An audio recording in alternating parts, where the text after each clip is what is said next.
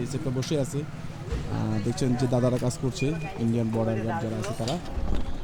বন্ধুরা একদম গেট থেকে বের হয়ে গেলাম, এই যে ইন্ডিয়ান সেই গেট থেকে বের হয়ে গেলাম। আর এই হচ্ছে পানির দিক পারে আসতে পারেন, যাওয়া যায়। আসসালামু আলাইকুম বন্ধুরা, আজ আমরা যাচ্ছি এমন এক অদ্ভুত জায়গায় যেখানে ভারতের রাস্তা পেরিয়ে যেতে হয় বাংলাদেশে। অবাক করা বিষয় হলো এখানে যেতে লাগে না কোনো পাসপোর্ট, ভিসা বা আলাদা অনুমতি। এই জায়গাটি হলো দোহাগ্রাম আঙ্গুরপোতা এলাকা। কোথা থেকে যাবেন, কিভাবে যাবেন আর ওখানে গিয়ে কী কী দেখবেন সব কিছু জানাবো আজকের এই ভিডিওতে। তাই ভিডিওটি শুরু থেকে শেষ পর্যন্ত দেখার অনুরোধ রইল। আর ভিডিওটি ভালো লাগলে অবশ্যই শেয়ার করবেন। এরকম নতুন নতুন ভ্রমণ ভিডিও পেতে আমার চ্যানেলকে সাবস্ক্রাইব করে পাশে থাকুন।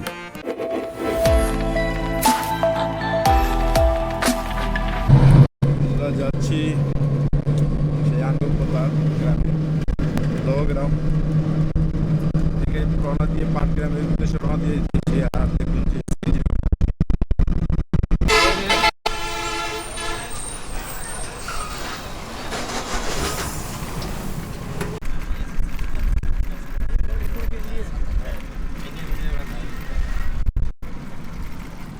আমরা চলে আসলাম আঙ্গুরপোতা গ্রামে যাব আমরা।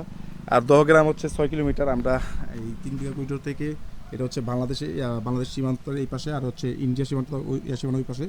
এই ইন্ডিয়ান পতাকাগুলো দেখছেন, এগুলো হচ্ছে ইন্ডিয়ান সীমানা। এই হচ্ছে 3 বিঘা করিডোর, এগুলো হচ্ছে ইন্ডিয়ান গাড়ি। আর আলিউলার আমি এখন চলে যাব হচ্ছে এই সিএনজিতে করে।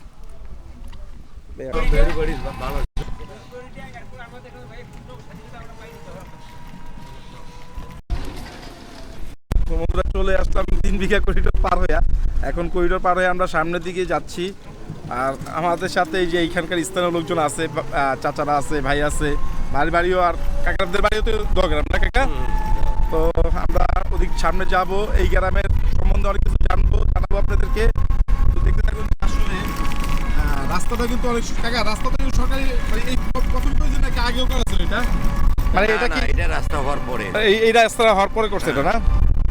আসলে এইগুলো আমরা আপনাদের সবকিছু জানাবো যে কখন কোনটা হয়েছে বা কিভাবে কি হয়েছে, তো সবকিছু আমি আপনাদের জানাবো এই ভিডিওতে।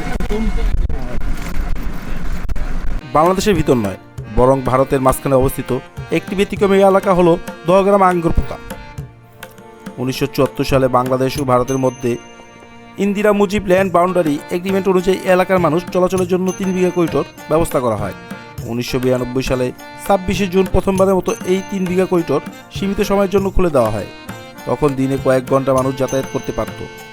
পরে ধীরে ধীরে সময় বাড়ানো হয় যাতে দোহাগ্রাম আঙ্গুরপোতা মানুষ খুব সহজে মূল ভূখণ্ড থেকে বাংলাদেশের সঙ্গে যোগাযোগ রাখতে পারে। এখন আছি দোহাগ্রামে, এইখান থেকে যাচ্ছি হচ্ছে আঙ্গুরপোতা। তো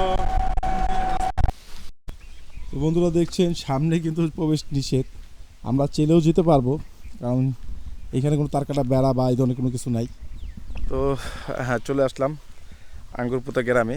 আর এইখানে কিন্তু চারদিকে কিন্তু একেবারে মানে তারকাটাবিহীন যেটাকে বলা হয় সেইটা আর কি, সেই গ্রামে আমরা আছি।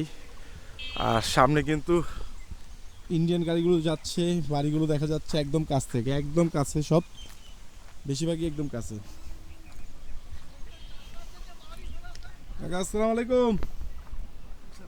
ভালো আছেন? আলহামদুলিল্লাহ ভালো। কাকা ইন্ডিয়া যান না কোনো সময়, যে এত কাছে তার কাটা নাই? না না যান না? না কেন যাওয়া হয় না নাকি? না, যাওয়া না। বন্ধু বান্ধব নাই ওই পারে? হ্যাঁ ওই পাশে বন্ধু বান্ধব নাই আপনার? হ্যাঁ, বন্ধু বান্ধব আছে, আত্মীয় স্বজন আসে এখানে? না, আসে না, আগে আসতো। আপনাদের এই গ্রামে কি আন সুযোগ সুবিধা ভালো হয়েছে আগের থেকে, নাকি আগের মতোই আছে? আগে থেকে ভালো হয়েছে, বর্তমান ভালো হয়েছে। এখন তো আপনার সুন্দরভাবে যাতায়াত আসতে যেতে পারেন, কোনো সমস্যা হয় না? না না। আগে তো 1 ঘন্টা, পরে 3 ঘন্টা, পরে হচ্ছে 6 ঘন্টা, আর এখন হচ্ছে পরে 12 ঘন্টা ছিল, হ্যাঁ আর এখন তো 24 ঘন্টা গেট হ্যাঁ, খোলা। তো এইখানে থাকলে আপনার কেমন মনে হয়? মানে আপনার তো অনেক বয়স হয়েছে, আপনার তো একসময় মনে হয় বাজার থেকে, ইন্ডিয়া বাজার থেকে বাজার করতেন। হ্যাঁ, ইন্ডিয়া বাজার করছিলাম যখন রাস্তা ছিল না তখন কি ইন্ডিয়া যেতেন? হ্যাঁ, ইন্ডিয়া যেতেন। তো এখন কি কিরকম, মানে আপনার বাজার কোন থেকে? বাজার এখন পাটগ্রাম থেকে। পাটগ্রাম থেকে করেন, এখানে যান না? ইন্ডিয়া যান না? ইন্ডিয়ার লোকজন আসে না এমনি?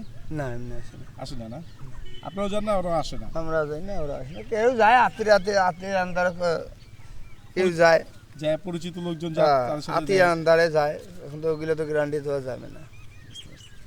ও বন্ধুরা শুনলেন যে আসলে এক কাকা আমাদের এই দহগ্রামে তার বাড়ি, তার যে বন্ধুবান্ধব তারা কিন্তু ইন্ডিয়া থাকে, আর আমরা বাংলাদেশের সাইডে যারা থাকি অবশ্যই বর্ডারের পাশাপাশি হলেও দুই দেশের কিন্তু বন্ধুবান্ধব থাকে। তো তারা একটা সময় যেত, এখন যায় না। আর তারা যখন রাস্তাঘাট ছিল না, এই ধরনের এই যে করিডোরগুলো বন্ধ ছিল, তখন হচ্ছে তারা এই মাত্র দিনে 1 ঘন্টার জন্য তারা বাংলাদেশে যেতে পারতো।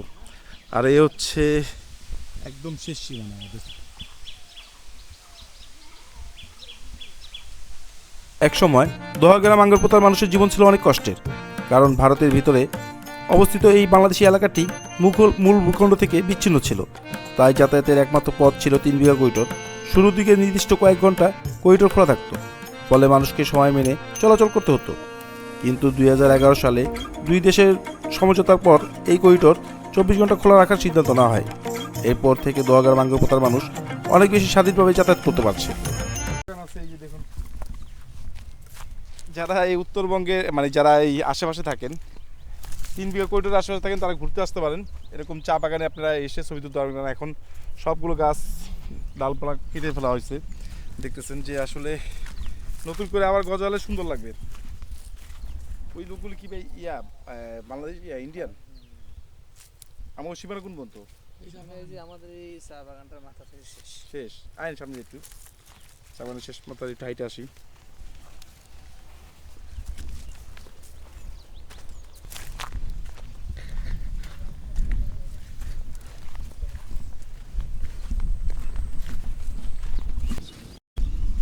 দূরে যারা আছে, একটা আছে না, হ্যাঁ এই নামাটা কিন্তু আমাদের বাংলাদেশের।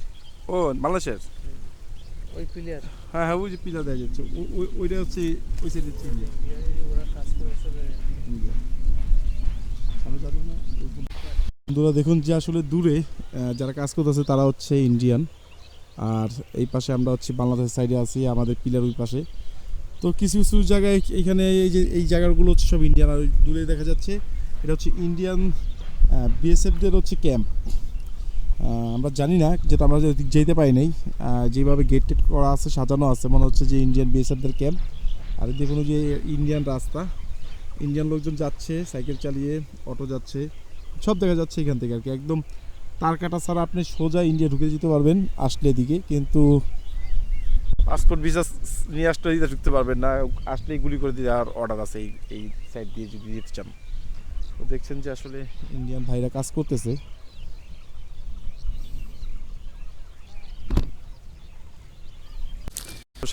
সামনে যাচ্ছি, আর এই 3 বিঘা করিডোরে কি কি আছে, কি কি দেখা যায়, সব কিছু তুলে ধরছি কিন্তু আজকের এই ভিডিওতে। তো ভিডিওটি না টেনে পরে দেখবেন আশা করি, তাহলে বুঝতে পারবেন যে 3 বিঘা করিডোরে কি আসলে কি কি দেখা যায়, বা এখানকার লোকজন কীরকম, সেই সম্বন্ধে সব কিছু আপনাদেরকে তুলে ধরবো। তো দেখুন যে আসলে সামনে যে ভারতের বাড়িগুলো সব দেখা যাচ্ছে এখান থেকে, আর আমাদের বাংলাদেশি বাড়ি ঘরগুলো হচ্ছে এই টাইপের। তো আসলে একদম এই পাশেও ইন্ডিয়া, এই পাশেও ইন্ডিয়া, একদম চতুর্দিকে ইন্ডিয়া। আমরা এখন একদম বর্ডার লাইনের কাছাকাছি, একদম মানে কি বলবো, ইন্ডিয়ার ভিতরে চলে আসছি। দেখুন যে আসলে আমার মোবাইলে যদি আপনাকে দেখাই যে আমরা এখন কোথায় আছি, দেখুন আমরা এখন ঠিক ইন্ডিয়ার সীমানার কাছে, একদম সীমানার কাছে আছি। দেখুন যে আমরা কত দূর চলে আসছি। তো এটাই হচ্ছে সর্বশেষ গ্রাম, আঙ্গরপোতা গ্রাম। তো আমরা আঙ্গরপোতা গ্রামে আছি, আর এখান থেকে আরও কিছু স্পটে যাব, দেখাবো আপনাদেরকে। তো দেখুন যে ওই যে বিএসএফদের চৌকি, ইন্ডিয়ান বিএসএফরা বসে থাকে।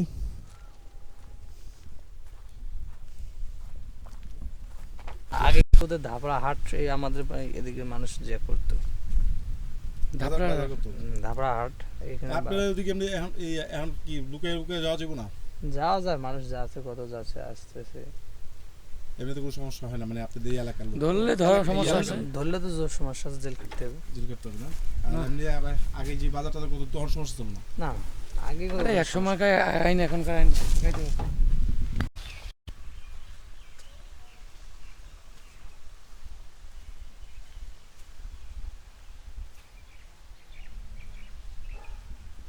বন্ধুরা, এটা হচ্ছে এই এলাকার এই দহগ্রামের চেয়ারম্যানের বাড়ি। আসলে এই বাড়িটা এত সুন্দর লাগলো যে না দাঁড়িয়ে পারলাম না, এইখান থেকে একটা ভিডিও করবই, একটু ভিডিও করবই, এই টার্গেটে এইখানে থামলাম। দেখুন যে আসলে বাড়িটাও কিন্তু অনেক সুন্দর। আর কি বলবো যে এখানে অনেক ধরনের ফল গাছ লাগানো আছে, ফল ফুল আমরা থেকে শুরু করে সব ধরনের ফল গাছ লাগানো আছে। তো ওনার শখটা আসলে অনেক ভালো লাগলো আমার কাছে, বাড়িটা অনেক সুন্দর। তো এই দহগ্রামে এই একটি মাত্র তার বাড়িটা আমার কাছে ভালো লাগছে, যে একদম দালানটা সেইরকমভাবে করা। আর বেশিরভাগই কিন্তু আপনার আধা পাকা ঘর। আর এখানে ওনার বাড়িটা অনেক সুন্দর লাগলো। চলেন মামা।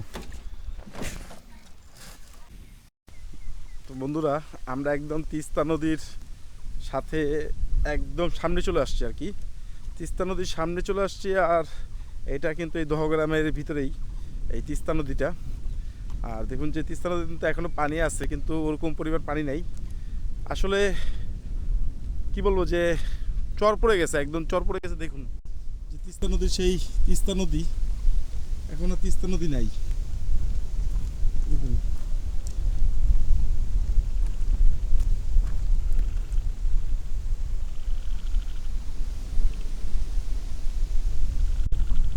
তো দেখলেন যে আসলে তিস্তা নদীর এখনো কিন্তু পানির স্রোত একদম অনেক স্রোত। দেখুন যে এদিকে স্রোত কাকে বলে, পানির দিক পারে আসতে পারেন, যাওয়া যায়। ওই পারে কি, ওদিকে কি বাংলাদেশ না কি ইন্ডিয়া? হ্যাঁ বাংলাদেশ। বাংলাদেশ। এই নদী পার হলে কি ওই পারে বাংলাদেশ? বাংলাদেশে চরটা আছে না, হ্যাঁ হ্যাঁ চর। ওই এত দূর হাইটে আসলেন, কষ্ট হয় না? কষ্ট হলে আবাদ করতেছি। ও জমি আবাদ করতেছেন, কি কি লাগাইছেন কাকা? ভুট্টা, ভুট্টা, ভুট্টা তামাক। তামাক লাগাইছেন। এই এখন তো আপনি গ্রাম বাড়ি এই এই এই দগরামেই দগরামে থাকেন। এখান থেকে তো বাইরানের দিতে কোনো জায়গা নেই আছে? এই স্কুলের ব্যবস্থা কি, স্কুলে বাচ্চা আপনাদের ছেলে মেয়ের ব্যবস্থা কি, মানে এই পড়াশোনার? পড়াশোনা করতেছি। এইখানে কি ব্যবস্থা ভালো আছে? সরকারের তরফ থেকে এমনি কোনো কিছু চান যে সরকার আপনাদের দেখ এরকম কিছু? হাটও আমরা তো চাই আর কি। তো আর এমনিতে তো আপনাদের কোনো সমস্যা নাই আছে? তো আসলে বন্ধুরা, আমার এক কাকাদের মানে এই এলাকারই এক কাকার সাথে কথা বললাম। দেখুন যে সরকার এত পরিমাণ ভালো ব্যবস্থা করেছে, চাইলে আর একটু ভালো করতে পারে। তো আসলে সরকারি কোনো লোকজন যদি আসে এখানে, এসে যদি তাদের মতামতটা যদি জানতে পারতো, তাহলে এই অঞ্চলটা আরও ডেভেলপ হতো। এবং কি যে এই আরও ভালো হতো। কাকা আপনি, আমি শুনলাম নাকি বিকালবেলা নাকি এখানে অনেক লোকজন আসে ঘুরতে, হ্যাঁ আসে না? অনেক দূর থেকে লোকজন আসে। তো আসলে বিকালবেলা যারা আসে, এই এত ট্যুরিস্ট আসে এইখানে, একটা ট্যুরিস্ট স্পটের মতো কোনো জিনিস নেই আসলে। এই যে দেখেন যে এখানে এত সুন্দর একটা তিস্তা নদী, তা এখানে যদি কোনো কিছু বানানো হতো, তারপর বিভিন্ন জিনিস বানাই দিলে লোকজন আসতে বসতো, ঠিক না কাকা? এটা আপনাদের এলাকার চেয়ে উন্নত হইতো। নদী এলাকার ভাঙ্গা যাওয়া, হ্যাঁ এই যে বলটা, এই যে বলটা দেখেন না, হ্যাঁ হ্যাঁ হ্যাঁ এই লাইনটা বসে এটা এগুলি এক বসা দিয়েছিল, তাও ইয়ে করে ফেলাইছে। বহু দূরে জায়গা করি, চল জায়গাটা না, ও এই ভাঙতে ভাঙতেই বলতে এসে অবস্থা একদম। ওই ওখানটা বাড়ি ছিল, গ্রাম আছে একটা, সব সব শেষ, বিল্ডিং চলে গেছে। সব ভেঙে। তো বন্ধুরা, আসলে তো কাকার কাছে সব কিছু শুনলেন। তো আমরা আরও কিছু জায়গায় যাব, আপনাদেরকে দেখাবো। তো আপনারা দেখুন যে নদীর স্রোত কিন্তু এখনও মোটামুটি ভালোই স্রোত আছে। পানি আছে নাকি কাকা? গভীর গভীর বেশি পানির? না, আর পানি? হ্যাঁ কাপড় আছে। আচ্ছা কাকা, আসসালামু আলাইকুম।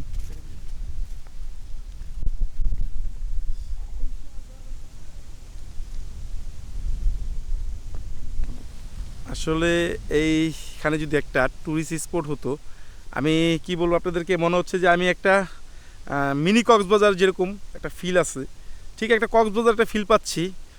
বিশ্বাস করেন যে এত সুন্দর লাগতেছে বাতাসগুলো। দেখুন পাতাগুলো মানে উড়ে যাচ্ছে, মানে একটা সুন্দর ঠান্ডা বাতাস, যে আপনাদেরকে বলে বোঝানো সম্ভব না। মানে আসলে এই জায়গাটা যদি আপনারা না আসেন, তাহলে বলে বোঝানো সম্ভব না। এই জায়গাটা এত সুন্দর লাগতেছে আর এত পরিবেশ ভালো যে বলে বুঝাতে পারবো না। মানে এখানে একটা স্পট অবশ্যই হওয়া উচিত ছিল। এই একটা টুরিস্ট স্পট হলে আমাদের এইখানে অনেক লোকজন, এই অঞ্চলের লোকজন যারা আছে এই উত্তরবঙ্গের অনেকজন কিন্তু এইখানে চলে আসতো। তো আমরা আসলে এখন আছি 3 বিঘা করিডোরের ভিতরে, পাটগ্রামের ভিতরে আছি। তো দেখুন যে আসলে পানির স্রোত, একটু যখন পানি বেশি থাকে তখন কিন্তু মিনি কক্সবাজারের মতো একটা একটা সুন্দর পরিস্থিতি হবে। পুরো পানি থই থই, এই মাথা থেকে ওই মাথা, যখন পানি থাকে। এই যে এখান থেকে ওই গাছগুলো দেখ না, হ্যাঁ পুরো পানি আর পানি হয়ে যায়। তো মানে তোর কাছে কেমন একটা ফিল লাগছে যে আইসো এরকম ফিল্ডটা ভালোই। নদীর পাড়ে? এরকম ফিল্ডে তো বাসাবাসি থাকলে মানে বাড়িঘর থাকলে শহর কিসের জন্য লাগে, এখানেই তো এখানে থাকলে মজা। আসলে কি বলবো যে অনেক ভালো লাগতেছে আমারও, এখানে থাকতেই মন চাইতেছে যে এখানে আরও কিছুক্ষণ থাকি। তো দেখুন যে আসলে এখানে এই নদীর পাড়েই না ওই যদি সামনে সামনেই নদীর পাড়ে কেমন লাগে আপনার কাছে? ভালোই লাগে। এই বাতাস খেতেছেন একদম ফ্রেশ, কোনো ধুলাবালি নাই। ঠিক না? যখন রোদ উঠে ধুলো হয় বেশি। রোদ উঠলে গরম লাগে না? না ওই যে জ্বর থেকে ধুলো আসে। ধুলো আসে রোদে উঠলে। আর এখন তো একদম পুরো ঠান্ডা আছে। পানি কি এমনিতে কি পানি উঠে না? না এই পর্যন্ত পানি? বন্যার সময় রাস্তা ডুবে যায়। না বন্যা তো বাদে এমনি পানি আসে না নাকি এই পর্যন্ত পানি? খালি রাতে খালি এই নালাটা খালি ভর্তি হয়। এইটুকু পরে ওরে কি মাছ নাকি মরে গেছে? না ওগুলো ফুটা গাছের ডাল দিয়ে। মাছ তো বাতাসটা ভালো লাগছে আরে সেই বাতাস একটা। তো আসলে বন্ধুরা এখান থেকে চলে যাচ্ছি, অনেক সময় আড্ডা দিলাম নদীর পাড়ে, যেটা আর কি বলবো যে আমার কাছে এত ভালো লাগলো যে এই বাতাসটা আসলে বলার মতো না, যে এই ফিল মানে কিভাবে বুঝাবো আপনাদেরকে আমি বুঝতে পারতেছি না, যে এত সুন্দর লাগতেছিল, এত ভালো লাগতেছে এই ফিলটা। তো আসলে আমরা চলে যাচ্ছি। দেখুন এখানে যদি কিছু বসার মতো ব্যবস্থা থাকতো, টুরিস্টরা এসে এখানে বসতে পারতো, ফিল নিতে পারতো, নদীর ফিল। তো যাচ্ছি আর কি। আমি আশা করব যে এটা আরও উন্নত হবে, মানে আস্তে আস্তে তো উন্নত হবেই। তো একটা সময় আবার যখন আসবো দেখবো যে এগুলো সবই উন্নত হয়ে গেছে। তো চলুন সামনে যাই।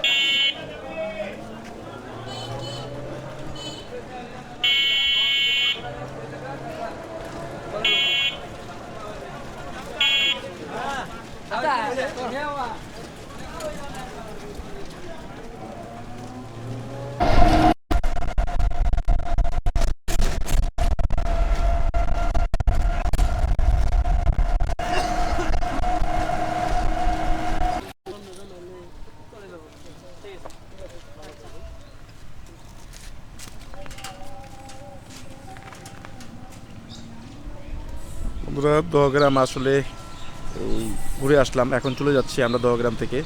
তো সামনে হচ্ছে ইন্ডিয়ান যে পতাকা দেখছেন, যে ইন্ডিয়ান যে সীমানা, আমাদের বাংলাদেশের সাইড হচ্ছে এই পাশে, ইন্ডিয়া কিন্তু এই পাশে থেকে ইন্ডিয়ান সাইড, আর এই পাশে হচ্ছে বিজিবি একটা বসে আছে, দেখছেন যে দাদারা কাজ করছে, ইন্ডিয়ান বর্ডার গার্ড যারা আছে তারা। আর আমরা এই মুহূর্তে আছি হচ্ছে ইন্ডিয়ার একদম বর্ডার এই সাইডে। তো এই সাইড থেকে আমরা এখন চলে যাব।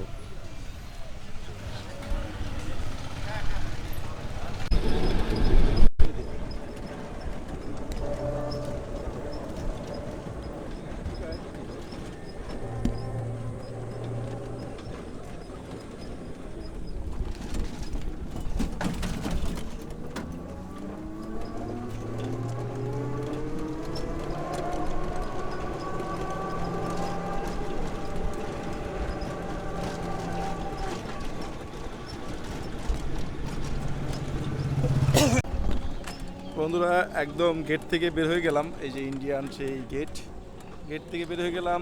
আর এই হচ্ছে সীমানা আমাদের শেষ। ব্যাস চলে যাই। আসসালামু আলাইকুম। তো দেখছেন যে চলে যাচ্ছি, আর আজকে আমি আবার হয়তো আসবো। দেখুন আমাদের এইখানে চেকপোস্ট, আর এই হচ্ছে বাংলাদেশের সীমানা।